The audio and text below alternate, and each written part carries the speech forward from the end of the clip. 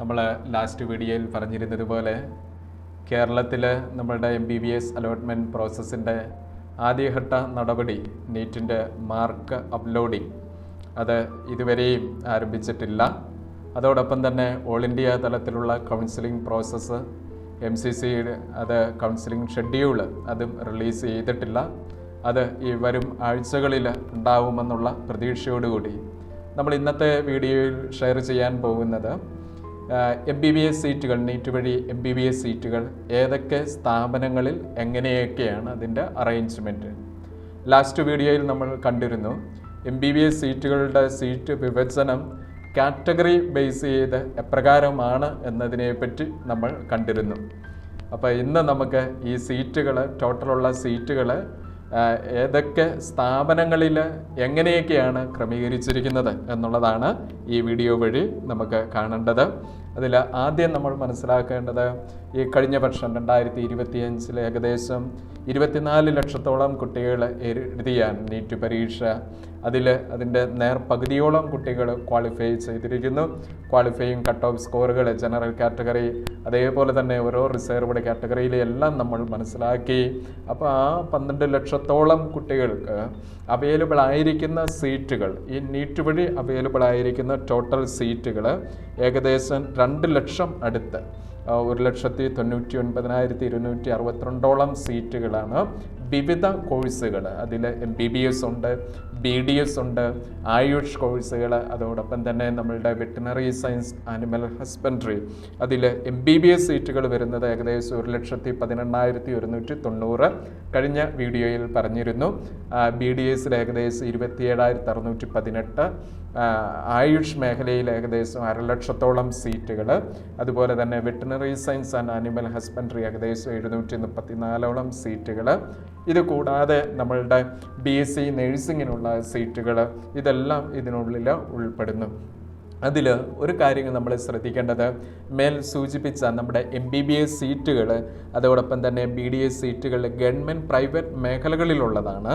അതിൽ നമുക്ക് 1,18,000 MBBS സീറ്റുകൾ അത് ഓൾ ഇന്ത്യയിലും കേരളത്തിലും എപ്രകാരമാണ് അത് ക്രമീകരിച്ചിരിക്കുന്നത് എന്നുള്ളത്. ഓൾ ഇന്ത്യ തലത്തിൽ 1,18,190 സീറ്റിൽ ഗവൺമെൻറ് മേഖലകളിൽ 55,648 സീറ്റുകളാണ് അവൈലബിൾ ആയിരിക്കുന്നത്. അതിൽ ഈ 1,18,190 നമ്മുടെ കേരളത്തിലേക്ക് അവൈലബിൾ ആകുന്ന സീറ്റുകൾ ഏകദേശം 4,905 എന്ന് പറഞ്ഞാൽ 5,000-അടുത്ത സീറ്റുകൾ കേരളത്തിൽ ഗവൺമെൻറ് പ്രൈവറ്റ് മെഡിക്കൽ കോളേജുകളിലായിട്ട് ക്രമീകരിച്ചിരിക്കുന്നത്. ഇനി അതിൽ നമ്മൾ ശ്രദ്ധിക്കേണ്ടത് ഈ 4,905 സീറ്റിൽ കേരള ഗവൺമെൻറ് MBBS സീറ്റുകൾ എന്ന് പറയുന്നത് നമ്മുടെ 12 ഗവൺമെൻറ് മെഡിക്കൽ കോളേജുകളിലായിട്ട് 1,755 സീറ്റുകളാണ് ഉള്ളത്. മജോറിറ്റിയും സീറ്റുകൾ പ്രൈവറ്റ് മെഡിക്കൽ കോളേജിൽ ഏകദേശം 3,000-ഓളം സീറ്റുകളാണ് പ്രൈവറ്റ് മെഡിക്കൽ കോളേജിൽ 21 കോളേജുകളിലായിട്ട്. പിന്നെ ഒരു ഡീംഡ് യൂണിവേഴ്സിറ്റി, നമ്മുടെ അമൃത യൂണിവേഴ്സിറ്റി ഏകദേശം 150-ഓളം സീറ്റുകൾ. ഇപ്രകാരമാണ് MBBS സീറ്റുകൾ ഓൾ ഇന്ത്യയിൽ നിന്ന് കേരളത്തിലേക്ക് അവൈലബിൾ ആയിരിക്കുന്നത്. അതിൽ കേരളത്തിൽ വ്യത്യസ്ത മെഡിക്കൽ കോളേജുകളിലായിട്ട് ഡിസ്ട്രിബ്യൂട്ട് ചെയ്തിരിക്കുന്നത്. ഇനി അടുത്ത ഒരു കാര്യം കൂടി നമുക്ക് ഇതിനുള്ളിൽ നിന്ന് മനസ്സിലാക്കേണ്ടത്, ഈ 55,648 ഗവൺമെൻറ് MBBS സീറ്റുകളുടെ 15% ഓൾ ഇന്ത്യ കോട്ടയായിട്ട് റിസർവ്ഡ് ആണ്. അപ്പോൾ 15%. അപ്പോൾ അതും നമ്മുടെ കേരളത്തിൽ 1,755 സീറ്റിൽ നിന്ന് നമ്മൾ പറഞ്ഞിരുന്നു. അതിൻ്റെ 15% എവിടെയുണ്ട്? ഓൾ ഇന്ത്യ കോട്ടയിലുണ്ട് എന്നുള്ളത് നമ്മൾ മനസ്സിലാക്കുക. പിന്നെ ഉള്ളതെന്ന് പറഞ്ഞാൽ നമ്മുടെ ഓൾ ഇന്ത്യ കോട്ടയിലെ MBBS BDS സീറ്റ് മെട്രിക്സ് കഴിഞ്ഞ വർഷത്തെ 2024 അടിസ്ഥാനമാക്കി നമുക്കതൊന്ന് കാണാൻ ശ്രദ്ധിക്കാം. അതിൽ ഓൾ ഇന്ത്യ കോട്ട MBBS സീറ്റുകൾ കേരളം ഉൾപ്പെടെ കേരളത്തിലെ ഏകദേശം 250 അടുത്ത സീറ്റുകളാണ് ഉള്ളത്. കേരളം ഉൾപ്പെടെ എല്ലാ സ്റ്റേറ്റുകളിലുമായിട്ട് 7,918 സീറ്റുകളാണ് ഓൾ ഇന്ത്യ കോട്ട MBBSലേക്ക്. BDSലേക്ക് വരുമ്പോൾ 503 സീറ്റുകളാണ്. ഇനി എയിംസിൽ MBBS ഏകദേശം 2,207 20 എയിംസുകളിലായിട്ട് ക്രമീകരിച്ചിരിക്കുന്നു. അതുപോലെ നമ്മുടെ 2 ജിമ്മർ സ്ഥാപനങ്ങൾ കാരിക്കലും അതേപോലെ തന്നെ പോണ്ടിച്ചേരി പോണ്ടിച്ചേരി സ്ഥാപനങ്ങളിലായിട്ട് 243 സീറ്റുകൾ, BSc നഴ്സിംഗ് 547, ESIയുടെ ഏകദേശം 495, സെൻട്രൽ യൂണിവേഴ്സിറ്റി 7 സെൻട്രൽ യൂണിവേഴ്സിറ്റിയുടെ കീഴിലുള്ള MBBS BDS ഉൾപ്പെടെ 1263 സീറ്റുകൾ. അതിൽ ഏകദേശം ഒരു 112 സീറ്റ് BDS വരുന്നുള്ളൂ, ബാക്കിയെല്ലാം MBBS ആണ്. ഡീംഡ് യൂണിവേഴ്സിറ്റി നമ്മുടെ അമൃത ഡീംഡ് യൂണിവേഴ്സിറ്റി അമൃത, അത് ഉൾപ്പെടെ ഏകദേശം 59ഓളം ഡീംഡ് യൂണിവേഴ്സിറ്റികളിലായിട്ട് 13,676 സീറ്റുകൾ. അങ്ങനെ ടോട്ടൽ 26,852 സീറ്റുകളിലേക്കാണ് MCCയുടെ കൗൺസിലിംഗ്. നേരത്തെ കഴിഞ്ഞ വീഡിയോയിൽ ഞാൻ സൂചിപ്പിച്ചിരുന്നു, ഈ കൗൺസിലിംഗ് 3 തലങ്ങളിലുണ്ട് എന്നുള്ളത്. 1 MCC നടത്തുന്ന counselling, 2 Ayush counselling, 3 veterinary counselling. അതിൽ MCCയുടെ കൗൺസിലിങ്ങിൻ്റെ കീഴിൽ വരുന്നതാണ് ഇപ്പോൾ സ്ക്രീനിൽ കാണുന്ന ഇത് എല്ലാം. MCC കൗൺസിലിങ്ങിൻ്റെ ഭാഗമാണ്. അതിൽ 15% ഓൾ ഇന്ത്യ കോട്ടയും, അതുകൂടാതെ ഇവിടെ പറഞ്ഞിരിക്കുന്ന നമ്മളുടെ AIIMS, JIPMER, central university, deemed university, BSc nursing, അതുകൂടാതെ ഒരു കാര്യം കൂടിയുണ്ട് ഇവിടെ, നമ്മുടെ AFMC, അത് സെപ്പറേറ്റ് ആപ്ലിക്കേഷൻ ഓൾറെഡി അപ്ലൈ ചെയ്തതിൻ്റെ കാര്യങ്ങൾ അറിയാമല്ലോ, അതും MCCയുടെ കൗൺസിലിങ്ങിൻ്റെ ഭാഗമായിട്ട് തന്നെയാണ്. 180ഓളം സീറ്റുകൾ. അതിൽ മജോറിറ്റി സീറ്റുകളും മെയിൽ കാൻഡിഡേറ്റ്സിനാണെന്നുള്ളതും നമുക്ക് അറിയാവുന്നതാണ്. അപ്പോൾ ഇത്രയും കാര്യങ്ങളാണ് MCC ഷെഡ്യൂൾ റിലീസ് ചെയ്തതിന് ശേഷം നമ്മുടെ കൗൺസിലിംഗ് പ്രോസസ്സിലേക്ക് അതിൻ്റെ നടപടിക്രമങ്ങൾ ആരംഭിക്കുന്ന ആ ഒരു ടൈം മുതൽ നമ്മുടെ മൈൻഡിൽ ഉണ്ടാവേണ്ടത്. 15% ഓൾ ഇന്ത്യ കോട്ട സീറ്റിന് വേണ്ടി മാത്രമല്ല നമ്മൾ അപ്ലൈ ചെയ്യുമ്പോൾ ഈ പറഞ്ഞ ഇപ്പോൾ സ്ക്രീനിൽ കാണുന്ന ഈ പറഞ്ഞ മേഖലകളിലേക്കെല്ലാം നമുക്ക് ആ കൗൺസിലിംഗ് പ്രോസസ്സിൽ പങ്കെടുക്കാവുന്നതാണ്. ഓക്കെ, അപ്പം നമ്മൾ 55,000 നമ്മുടെ ഗവൺമെൻറ് മെഡിക്കൽ കോളേജുകളിൽ സീറ്റിൻ്റെ കാര്യം പറഞ്ഞിട്ടുണ്ട്. അതിൽ നിന്ന് 15% ഓൾ ഇന്ത്യ കോട്ട ഇവിടെ നമ്മൾ പരിഗണിച്ചു. അത് 7,918 സീറ്റുകളുണ്ട് എന്നുള്ളത് നമ്മൾ മനസ്സിലാക്കി. അതുകൂടാതെ മറ്റ് സ്ഥാപനങ്ങളിൽ ഡിസ്ട്രിബ്യൂട്ട് ചെയ്തിരിക്കുന്ന സീറ്റുകളുടെ എണ്ണവും ഈ സ്ലൈഡിൽ നിന്ന് മനസ്സിലാക്കി. ഇനി നമ്മുടെ കേരളത്തിലെ MBBS സീറ്റുകളുടെ ഡിസ്ട്രിബ്യൂഷൻ. കഴിഞ്ഞ വീഡിയോയിൽ കേരളത്തിലെ കാറ്റഗറി ബേസ് ചെയ്ത് എപ്രകാരം എത്രയൊക്കെ സീറ്റുകൾ എന്നുള്ളത് പറഞ്ഞിരുന്നു. ഇന്ന് നമ്മൾ കാണുന്നത് കേരളത്തിൽ എങ്ങനെയാണ് ഓരോ മെഡിക്കൽ കോളേജിലും ടോട്ടൽ എത്ര സീറ്റ്, അതിൽ സ്റ്റേറ്റ് കോട്ടയിൽ എത്ര, ഓൾ ഇന്ത്യ കോട്ടയിൽ എത്ര. നമുക്കറിയാം 12 ഗവൺമെൻറ് മെഡിക്കൽ കോളേജുകളിലായിട്ട് 1,755 സീറ്റുകളുണ്ട്. ഈ 1,755 സീറ്റുകളിൽ സ്റ്റേറ്റ് കോട്ടയിൽ 1,494 ഉള്ളൂ. ബാക്കി 261 ഓൾ ഇന്ത്യ കോട്ടയിലാണ്. അപ്പോൾ 261 ഓൾ ഇന്ത്യ കോട്ടയിൽ മാറി ബാക്കിയെല്ലാം സ്റ്റേറ്റ് കോട്ടയിലാണ് എന്നുള്ളതും നമ്മൾ അറിഞ്ഞിരിക്കുക. ഇത് നമ്മൾ പറയുന്നത് ഗവൺമെൻറ് മെഡിക്കൽ കോളേജിലെ കാര്യമാണ്. ഇനി ഈ സീറ്റ് മെട്രിക്സ് നമ്മൾ പറഞ്ഞിരുന്നു, ഇങ്ങനെ റിസർവേഷൻ ഓൾ ഇന്ത്യ കോട്ട കഴിഞ്ഞു. ഇനി അതിനുള്ളിൽ തന്നെ ഓൾ ഇന്ത്യ കോട്ടയിൽ പറഞ്ഞിരിക്കുന്ന സീറ്റുകൾ തന്നെ കാറ്റഗറി ബേസ് ചെയ്ത് ഡിസ്ട്രിബ്യൂട്ടഡ് ആണ്. അതിൽ ഫോർ എക്സാമ്പിൾ ഗവൺമെൻറ് മെഡിക്കൽ കോളേജിൽ രാജൻ സിറിസില്ല അവിടെ നമുക്ക് 6 ഓപ്പൺ സീറ്റ്, അതുപോലെ അവിടെ EWSൽ 2, OBCയിൽ 4, SCയിൽ 2, STയിൽ 1, അങ്ങനെ 15 സീറ്റുകളാണ് കഴിഞ്ഞ വർഷത്തെ സെൻട്രൽ യൂണിവേഴ്സിറ്റി റൗണ്ട് 1 ഈ പറഞ്ഞ രീതിയിലാണ്. അപ്പം നമ്മൾ അവിടുന്ന് മനസ്സിലാക്കേണ്ടത് ഈ റിസർവ് ചെയ്തിരിക്കുന്ന സീറ്റുകൾ വീണ്ടും കാറ്റഗറി വൈസ് ചെയ്ത് സ്പ്ലിട്ടപ്പ് ആവുന്നുണ്ടെന്നുള്ളതും കൂടി നമ്മൾ മനസ്സിലാക്കുക. അങ്ങനെ ഉൾക്കൊള്ളുമ്പോൾ നമ്മളുടെ ഓൾ ഇന്ത്യ കോട്ട MBBS സീറ്റുകളുടെ ഡിസ്ട്രിബ്യൂഷൻ കേരളത്തിലെ മെഡിക്കൽ കോളേജുകളിൽ നേരത്തെ പറഞ്ഞിരുന്ന ആ 261 സീറ്റുകൾ എപ്രകാരം ഏതൊക്കെ കാറ്റഗറിയിലാണ് ഡിസ്ട്രിബ്യൂട്ട് ചെയ്യപ്പെട്ടിരിക്കുന്നത് എന്നുള്ളതാണ് ഈ സ്ലൈഡ് വഴി നമ്മൾ മനസ്സിലാക്കുന്നത്. അതിലാദ്യം നമ്മുടെ എറണാകുളം മെഡിക്കൽ കോളേജ് ഇവിടെ നോക്കുകയാണെങ്കിൽ ഓപ്പണായിട്ട് ജനറൽ കാറ്റഗറി 8, എന്നാൽ EWS 1, OBC 5, SC 2, ST 1, അങ്ങനെ ടോട്ടൽ 17 സീറ്റുകളാണ് എറണാകുളം മെഡിക്കൽ കോളേജിൽ ഓൾ ഇന്ത്യ കോട്ടയിൽ ഉള്ളത്. ആ 17 സീറ്റിൽ 8 ഓപ്പൺ ജനറൽ കാറ്റഗറി. ഇതുപോലെ അടുത്തത് നമുക്ക് ഏറ്റവും കൂടുതൽ സീറ്റ് ട്രിവാൻഡ്രം മെഡിക്കൽ കോളേജിലാണ്, ഓൾ ഇന്ത്യ കോട്ടയിൽ 37 അതിൽ 16 ഓപ്പൺ കാറ്റഗറി.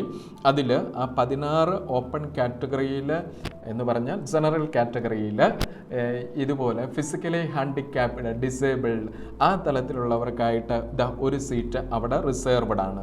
അതേപോലെ തന്നെ ജനറൽ കാറ്റഗറിയിൽ കേരളത്തിൽ തന്നെ ഈ ഫിസിക്കലി ഡിസേബിൾഡ് ആ കാറ്റഗറിയിൽ വരുന്നവർക്ക് 6 സീറ്റുകൾ ജനറൽ കാറ്റഗറി. ഇനി ആ തലത്തിലുള്ളവർക്ക് EWSലുണ്ട് 2 സീറ്റുകൾ, അതേപോലെ OBCയിലുണ്ട് 3 സീറ്റുകൾ, SCയിൽ 2, STയിൽ 1. അപ്പം ആ തലത്തിൽ തന്നെ, കാരണം നമ്മൾ മനസ്സിലാക്കിയിട്ടുണ്ട് ഈ ഫിസിക്കലി ഡിസേബിൾ ആയിരിക്കുന്ന ആൾക്കാർക്ക് 2016 ഫിസിക്കലി ഡിസേബിൾഡ് ആക്ട് പ്രകാരം ഈ സീറ്റ് റിസർവേഷൻ നിശ്ചിത ശതമാനം, അത് 5% പറയുന്നത്. അത് എല്ലാ സ്ഥാപനങ്ങളിലും, എയിംസ് ഉൾപ്പെടെയുള്ള എല്ലാ സ്ഥാപനങ്ങളിലും അത് അവൈലബിൾ ആണ്. അപ്പം അതിന് പ്രകാരം നമ്മുടെ കേരളത്തിൽ 261 സീറ്റുകളിൽ ഏകദേശം എത്ര വരുന്നുണ്ട്, 14 സീറ്റുകൾ ആ തലത്തിൽ വ്യത്യസ്ത കാറ്റഗറി, സബ് കാറ്റഗറി ആയിട്ട് ഡിവൈഡ് ചെയ്യപ്പെടുന്നുണ്ട്. അപ്പം കേരളത്തിൽ ഓൾ ഇന്ത്യ കോട്ടയിൽ ജനറൽ കാറ്റഗറിയിൽ വരുന്നവരുടെ സീറ്റുകളുടെ എണ്ണം എന്ന് പറയുന്നത് 99. അതുപോലെ തന്നെ നമ്മളുടെ OBC വരുമ്പോൾ 67, EWS വരുമ്പം 24, SC വരുമ്പം 38. നമ്മൾ ഈ വസ്തുതകളെല്ലാം മനസ്സിലാക്കുകയും ഉൾക്കൊള്ളുകയും ചെയ്യുക. അതിനനുസരിച്ച് അന്നേരം നമ്മളിങ്ങനെ എനിക്ക് സാധ്യതയുണ്ട് ഇല്ലയോ എന്നുള്ള തലത്തിലേക്ക്, എനിക്ക് സാധ്യതയില്ല, ചുരുക്കം സീറ്റുകൾ ഇത്ര മാത്രമേ ഉള്ളൂ, അപ്പം എൻ്റെ സാധ്യത കുറഞ്ഞു പോവുകയല്ലേ, അങ്ങനെയല്ല അതിനെ കാണേണ്ടത്. ഈ യാഥാർത്ഥ്യം നമ്മൾ മനസ്സിലാക്കിയതിന് ശേഷം നമ്മളുടെ സ്കോർ, ഇനി കേരളയുടെ റാങ്ക് ലിസ്റ്റൊക്കെ വരാൻ കിടക്കുന്നതേ ഉള്ളൂ, അത് വന്നതിന് ശേഷം നമ്മൾ ഇതെല്ലാം ഒത്തു നോക്കുക. ഈ യാഥാർത്ഥ്യങ്ങൾ മനസ്സിലാക്കാതെ നമ്മൾ വെറുതെ ഇതിലേക്ക് മുന്നോട്ട് ഇറങ്ങി ചെല്ലാതെ പിന്നോട്ട് വലിഞ്ഞ് നിൽക്കരുത്. നമ്മളുടെ റാങ്ക് എത്രയും ആയിക്കൊള്ളട്ടെ, നമ്മൾ ഈ പ്രോസസ്സിൽ ഇൻവോൾവ്ഡ് ആവണം. കൗൺസിലിംഗ് പ്രോസസ്സ് ഓൾ ഇന്ത്യയുടെയും സ്റ്റേറ്റ് കൗൺസിലിങ്ങിൻ്റെയും ഏകദേശമൊക്കെ നമുക്ക് ആ സ്റ്റേറ്റിൻ്റെ റാങ്ക് ലിസ്റ്റ് വരുമ്പോഴത്തേനും നമുക്ക് മനസ്സിലാക്കാൻ സാധിക്കും കേരളത്തിലെ അവസ്ഥകൾ എപ്രകാരമാണ് നമ്മളുടെ പൊസിഷൻ എന്നുള്ളത്. ഇനി അതിലെന്തെങ്കിലും ഒരു കുഴപ്പം വരികയാണ് എന്ന് ഉണ്ട് എങ്കിൽ നമ്മൾ ഓൾ ഇന്ത്യ കൗൺസിലിങ്ങിൽ പങ്കെടുക്കുക. നോർത്ത് ഇന്ത്യയെക്കാളും നമുക്ക് സൗത്ത് ഇന്ത്യയിൽ തന്നെ സാധ്യതകളുണ്ട്. സൗത്ത് ഇന്ത്യയിലെ കോളേജുകളിൽ ഈ വർഷം നമുക്ക് ഓൾ ഇന്ത്യ കോട്ടയിൽ കേരളത്തിൽ നിന്നുള്ള ആൾക്കാർക്ക് കൂടുതൽ സാധ്യതകൾ വരുന്നു എന്നതിൻ്റെ സൂചനകളാണ്. മറ്റ് സ്റ്റേറ്റുകളിൽ ഈ വർഷത്തെ നീറ്റിൻ്റെ സ്കോർ കമ്പയർ ചെയ്യുമ്പോൾ കേരളത്തിൽ ഈ ഒരു 450-നും 600-നും ഇടയിലുള്ള സ്കോറുകാർ കൂടുതലാണ്, മറ്റുള്ളിടത്ത് അത് കുറവാണ്. അപ്പം നമ്മുടെ സാധ്യതകൾ കൂടുതൽ തന്നെ ഉണ്ട് എന്നാണ് ഈ വാർത്താ മാധ്യമങ്ങളിൽ നിന്ന് മനസ്സിലാക്കാൻ വേണ്ടി സാധിക്കുന്നത്. അതുകൊണ്ട് നമ്മൾ പ്രതീക്ഷ കൈവിടരുത്. സ്റ്റേറ്റിൻ്റേത് നമ്മൾ നോക്കണം. അതുകൂടാതെ ഓൾ ഇന്ത്യയിലെ കൗൺസിലിംഗ് ഇത്തിരി മാർക്ക് കുറഞ്ഞിരിക്കുന്ന ആൾക്കാർ നമ്മൾ സങ്കടപ്പെടേണ്ട. നമ്മൾ ആ തലത്തിലേക്ക് നമുക്ക് അവസരങ്ങളുണ്ട്.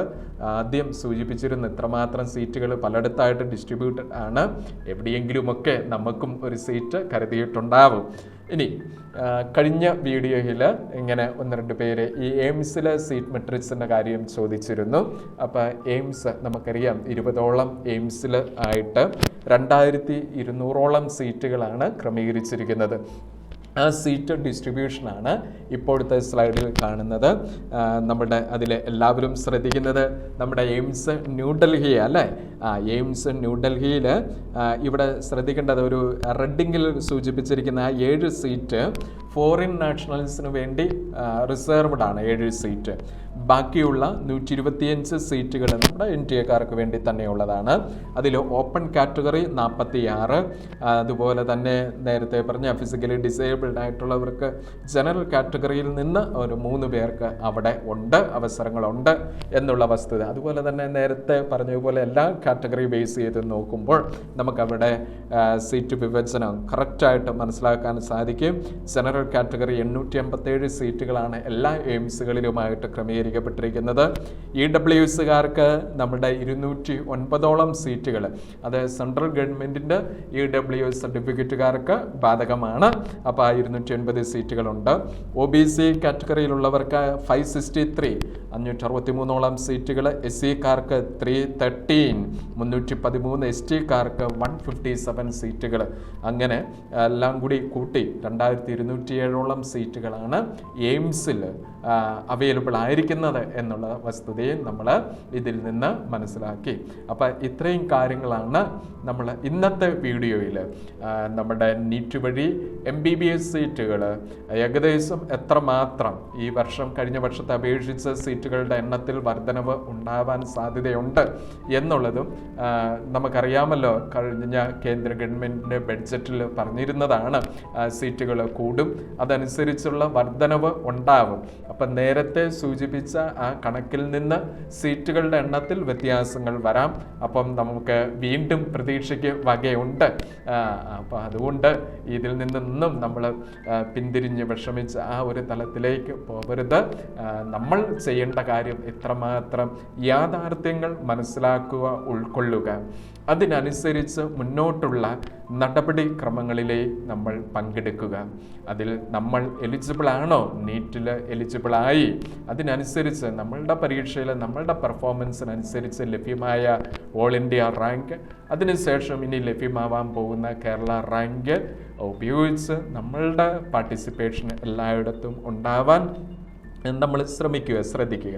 പിന്നെ ഉള്ളതെന്ന് പറഞ്ഞാൽ നമ്മൾ ഇനി അടുത്ത വീഡിയോയിൽ ഈ MBBS fee details institution wise ചെയ്ത് അത് ഡിഫറെൻ്റ് ആണെന്നുള്ളത് നമുക്കറിയാമല്ലോ അല്ലേ.